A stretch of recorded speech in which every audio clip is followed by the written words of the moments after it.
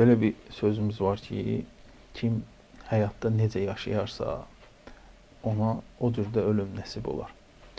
Biz Həzrət Əleyhisselamın həyatına baxanda, onun necə bir möhtəşəm bir həyat yaşadığını görürük. Hansı sahədə, bayaq sadaladınız, hansı sahədə baxsaq birincidir. Səxavətdə birincidir, elmdə birincidir, təqvada birincidir, müsəlman olmaqda birincidir. Hara baxsaq birincidir. Ona görə də Allah Teala Həzrətə bir ölümün ən üstünü olan şəhadəti verdi. Hansı gecədə verdi? Gecələrin ən üstünü olan gecədə. Hansı ayda? Ən üstün ayda. Ən üstün ayda. Mübarək Ramazan ayı. Hansı halda? Namaz halında.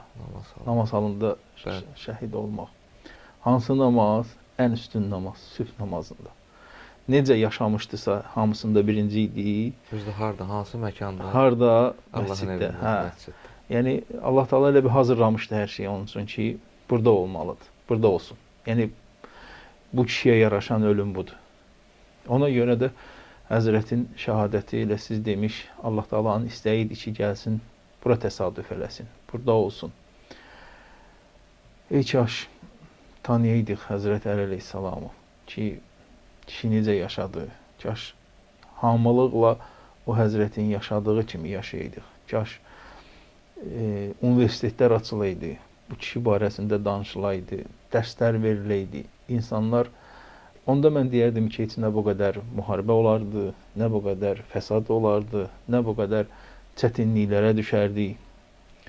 Amma inşallah ümid eləyək ki, gələcəkdə olar belə bir şeyimiz. Onda dünya cənnət olardı, behişt olardı. Behişt olardı.